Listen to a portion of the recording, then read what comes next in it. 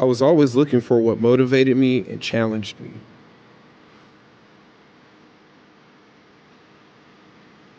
Then I realized early on my journey what my passion really was. But what I didn't know was that I was slowly building the foundation of what my purpose really is.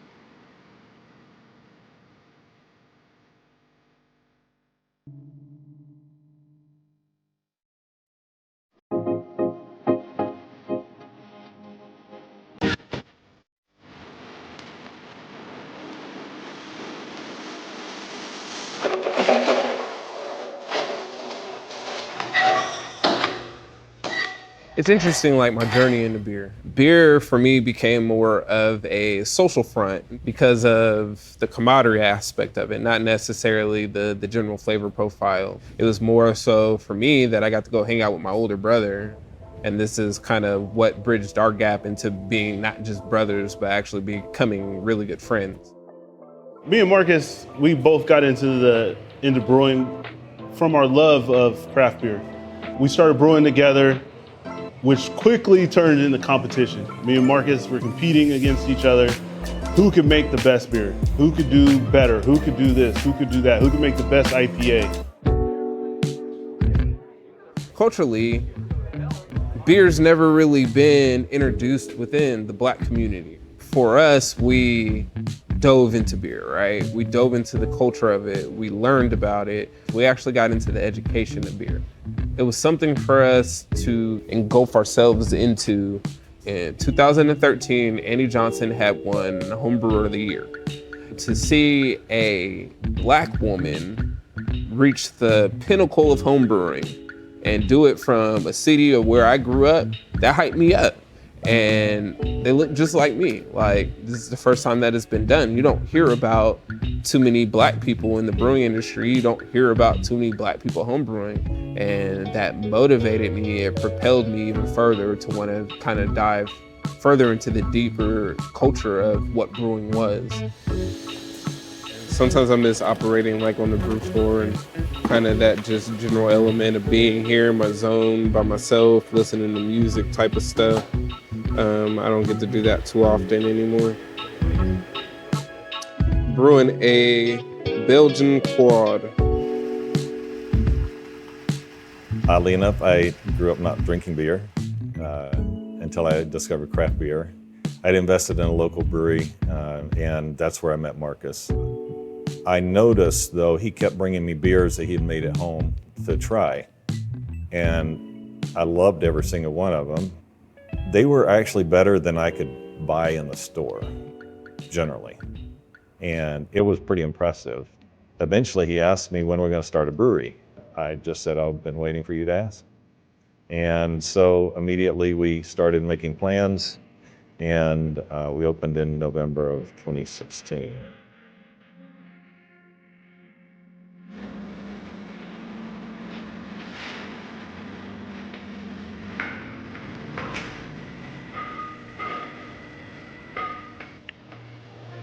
Fermentation is going good on this one. Yeah, you could. This one is going well. We've always been about the betterment of San Antonio. I've just wanted to contribute to the culture of what San Antonio beer is. For me, I generally gravitate towards more the traditional styles of beer. You couldn't find stylistically some of the things that were becoming more exciting within the beer scene, some of the things that were prevalent in some of the other parts of the country. We were able to hit a niche within this community that wasn't available at the time, right? And so that helped kind of propel our name further within the city, have people excited about the stuff that we were making and creating, kind of helped definitely propel us within locally in the scene and being able to grow in a lot of different accounts.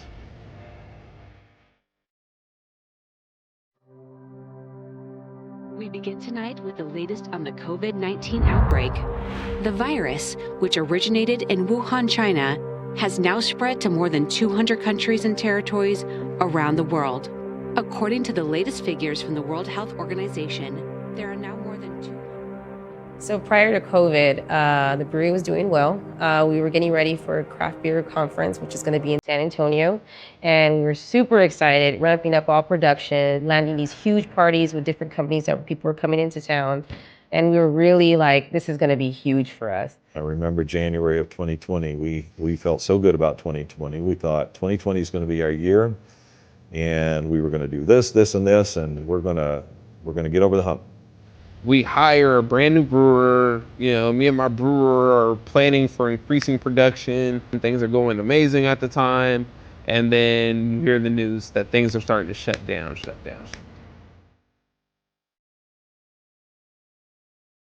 And you had to change the whole foundation of your business, because if you don't, then you're not going to make it. You're going to end up failing. And what was amazing again was the local community wanting to support us and wanting to support other breweries within the communities because they didn't want to see them fail. And so the first few months were amazing as far as customers coming out, supporting. But then that second shutdown happened and we had to change things again. It hurt us. COVID, the pandemic, definitely hurt us as a brand.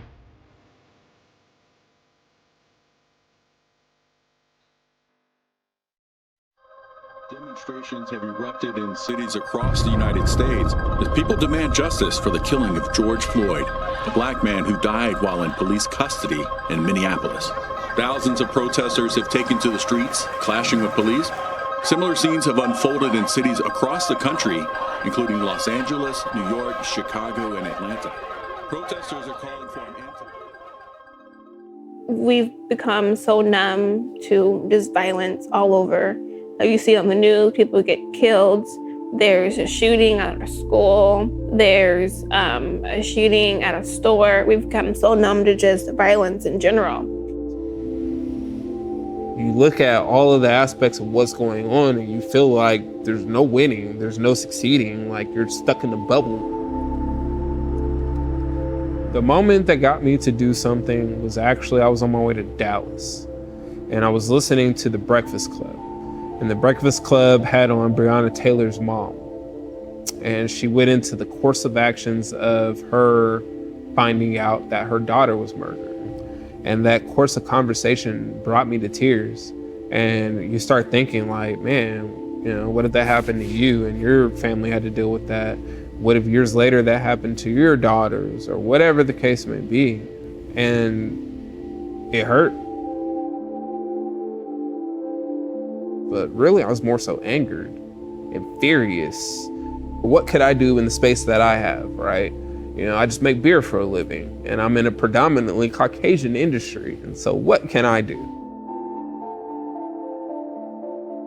And I thought about it and I was like, Black is beautiful. And I was like, you know, that's perfect because one, it was part of a civil rights movement decades ago, but two, it's a blanket statement. It's right there in your face and it tells you exactly what it is. You don't have to explain it. You don't have to sit there and give a definition to it. It's telling you what it is. It's Black is beautiful.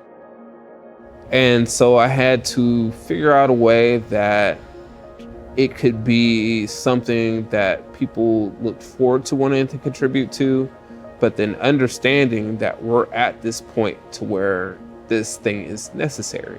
Right? We should never even have to reach a point where we have to create something called Black is Beautiful, right? And I was gonna pick a local charity and donate some money locally, you know, because we've always been a very local centric brewery. It got taken obviously a step up. Coming out of COVID, our friends at Other Half Brewing in New York had done a international collaboration called All Together that was designed to raise money for service industry folks who had lost their jobs during COVID. It wasn't that much later that George Floyd was murdered, and I was talking to Marcus about, he mentioned something that he was going to do, and that was brew a beer called Black is Beautiful and donate all the proceeds to civil rights causes. And I suggested to him that, this is too important of a beer to just involve one brewery. And so I suggested that kind of in the mold of the Altogether collaboration, that He Make Black is Beautiful, a multinational collab. And of course, that's exactly what he did. And I remember Marcus reaching out to me, and he's like, I'm thinking of something to do. He has really good ideas. I didn't know what he was thinking about doing. Then he showed it to me before he presented it, and I was like, man, this is amazing. I got like chills.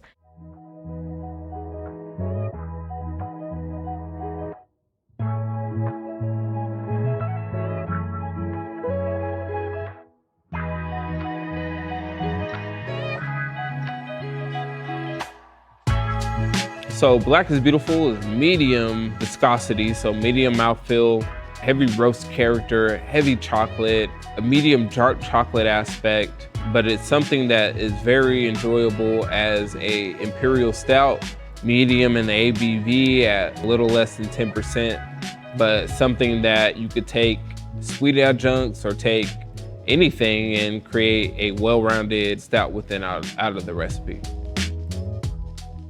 I would say from the moment that we launched the Black is Beautiful initiative, life became a blur. It was a flood of breweries wanting to help.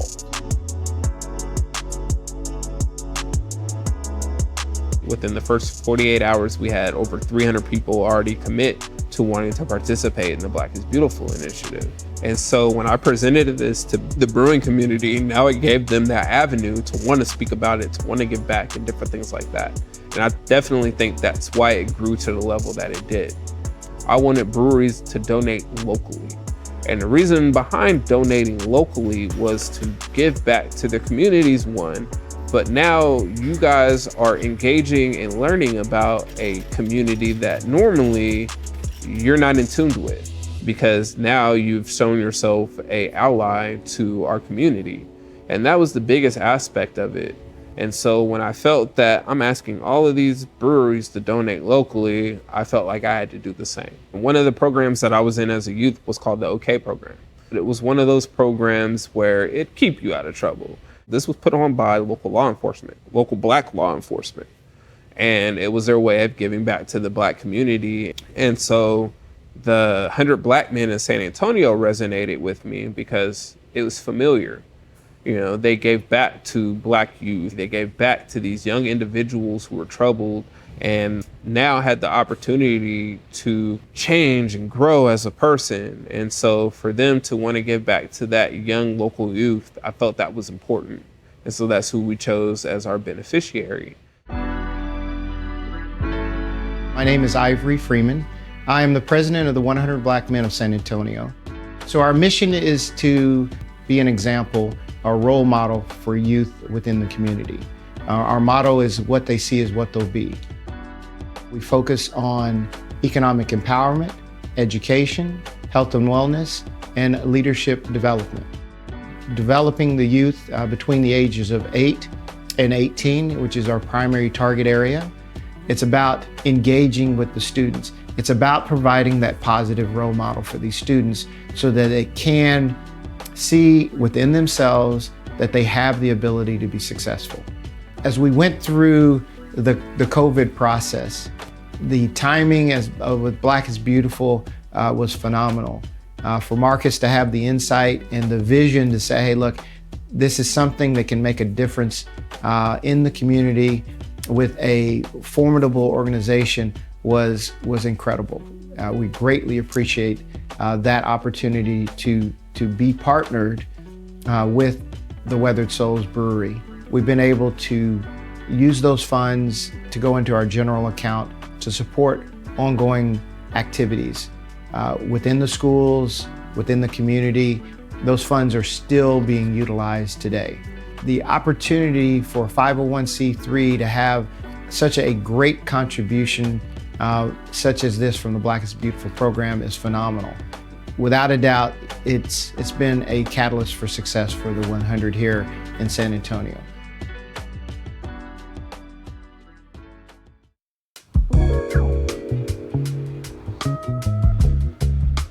Well, craft beer on social media is somewhat of a small community. And I remember the first time I saw it, it was Marcus Baskerville from Weathered Souls. He shared a social media post that he was starting a new initiative, and there was a sense of what can we do to help? To be given a path from Weathered Souls, Marcus, and everyone else to say, here's one way you can help. And we knew it was a clear path and directive to be able to do some good. The only thing we had to do was make a beer. And our customers believed in the mission, and our community believed in the mission, and they bought the beer. We would fill as many crowlers as we could throughout the week, and by the weekend, they were gone. So people wanted as much of it as they could get, and it was partly because the beer was good. It was partly because of that, but also partly because people really wanted to buy the beer and support the cause. We were able to raise $8,500 from the beer, and then we rounded up and donated $10,000 to a local cause that we really believed in. I think it was maybe when we lived in Minneapolis that we had started to hear about the Humanize My Hoodie campaign, and we started to see Humanize My Hoodie sweatshirts being worn around. The sweatshirt is so big, it says Humanize My Hoodie, huge across the chest, and you can't help but say, what is that? What is Humanize My Hoodie? It resonated. Their organization, what they want to do, the change they want to do really resonated with us to say, that's something hopefully we can help and be an ally for. Humanize My Hoodie is a social justice movement that stands out against threat perception when Black and Indigenous people wear hoodies. Because we get unfair treatment when we wear hoodies to the extent of where we might even lose our lives. For Humanize My Hoodie, we're in a stage where it's education, but then it's also apparel. So we use the money in a number of different ways from an initiative standpoint. It actually helped catapult us to the next level of where we were in our company and help us have even more of an amplifier when it came to our movement. I believe the Black is Beautiful initiative, by giving back and being able to show people that, hey, we can use products to help raise the profile of other businesses that are maybe underrepresented, I think it's phenomenal.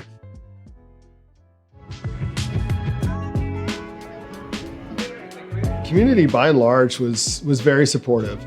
It raised about $25,000 for the NAACP Legal Defense Fund, and the Austin Justice Coalition. We've subsequently done it 2 years in a row now, and then 2022 will be our third year doing the collaboration. And then we've also done a Black is Beautiful 5K charity run here at Jester King.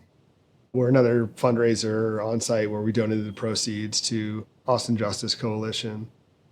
I'm just impressed and really, really happy for him, and highly respectful and admiring of what he did. I learned a lot of these things I was not aware of through him, and I knew he had a lot of anger. I knew as a dad especially, having to worry about my kids could either be arrested or at worst, killed because of the color of their skin. And that really resonated with me. And I'm just impressed that, how he took that anger and passion and frustration and channeled it into something that has just done an amazing amount of good in the last 2 years or so.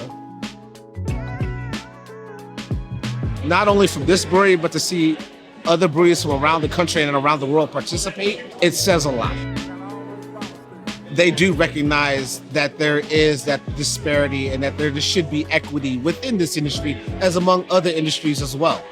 The interesting part about Black is Beautiful was not only being a lover of stouts and having a bunch of breweries create their vision of Black is Beautiful, but it was hearing about breweries that were trying to be better about helping out Black communities and giving more back with the product that they were making, instead of it all being about profits. Yeah, perfect. I heard about Black is Beautiful from following Weathered Souls and Marcus's page. What took me into action that I really wanted to support, first of all, I told the brewery about it, and they were down 100%.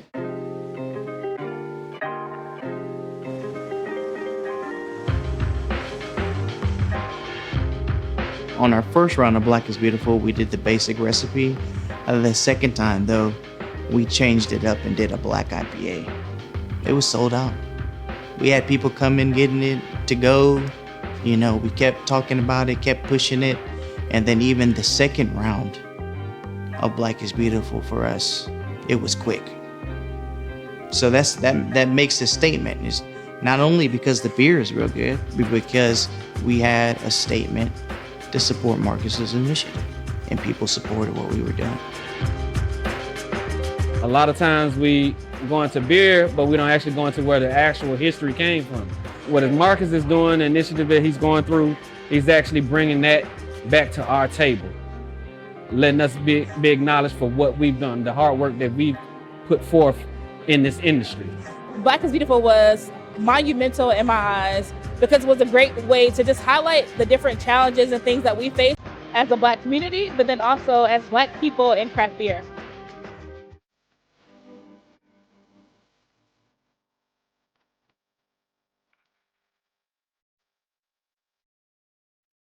To be able to have all of that support was really what drove that initiative. I think people found something that they could be passionate about, something that was meaningful that they can contribute to within this beer scene, and that's what made them actually want to do it. San Antonio, city-wise, was one of the top cities that had the most breweries per area participate, and Texas was the #1 state of participants. California was #2.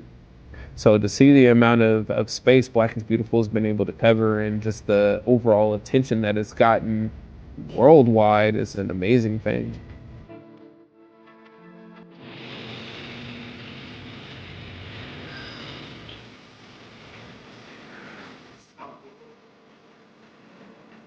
That's good. That's gonna do well. You can only do so much. You wanna do more, but you can only do so much. And we only have so much time invested, so much manpower invested, trying to make actual physical direct change within the brewing industry. My focus is the brewing industry and my family. It's not really outside of that spectrum.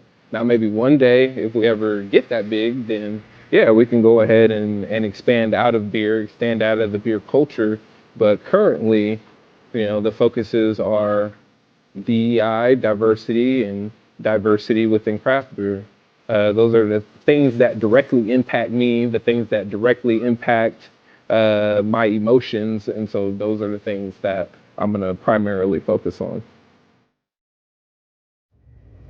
I kind of reached the point of what was next, right? A few years ago, I found out that my grandma used to brew and distill.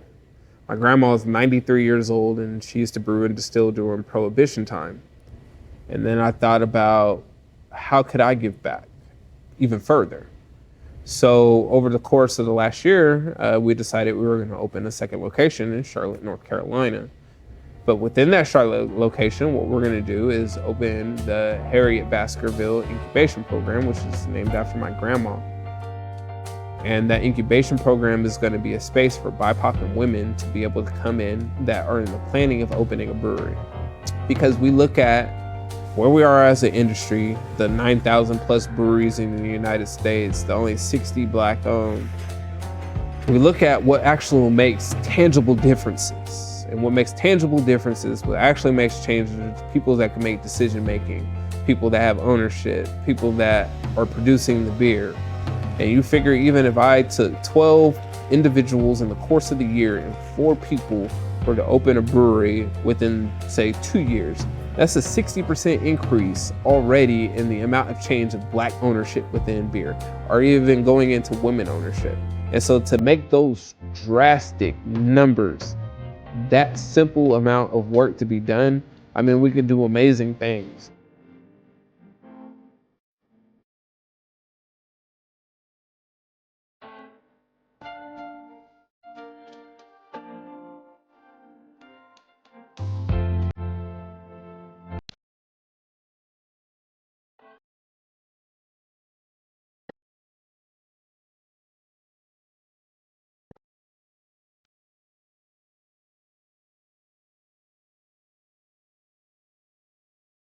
Being here actually in Charlotte and seeing everything come into fruition, I guess feel hasn't really hit me yet. So I'm excited, but I'm still at the point of, there's work to be done. I think that's also one of the reasons that people are kind of excited to see us transplant here, because of the promotion of Black is Beautiful and what we stand for, and the African American community here not having a place to feel that's theirs or welcoming type of situation. So to be able to come in and provide them a place where they can be themselves is definitely an important aspect. Back in 1989, when I stumbled into the brewing industry, I talked to a lot of people. I tried to get people of color to come into the industry. There was no real avenue to have that happen. So now with the Harriet Baskerville Incubation Project, this is an opportunity that I never had. I was lucky, but still there was no avenue for underserved communities to even realize that this was a pathway that they could take. So the Harriet Baskerville Incubation Project is that avenue. It is something that will enable people to know about an industry that they may not have known about or ever had a chance to get into. It's a great feeling to be at this from the beginning and to see it come to fruition. And I have great expectations on how well it's going to do, because it will give people opportunities that they just never had before.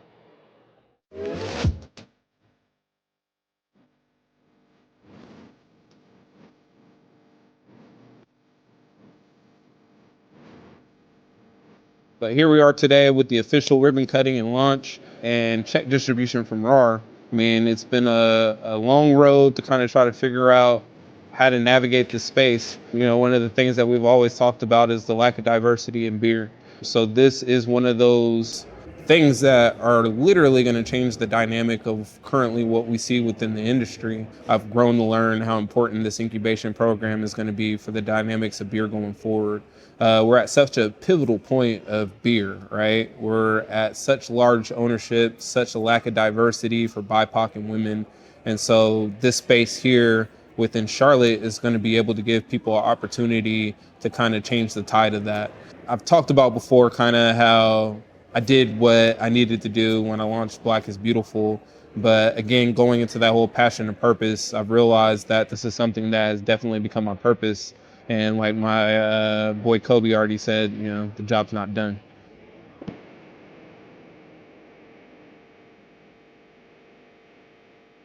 It's more so about nurturing the next generation.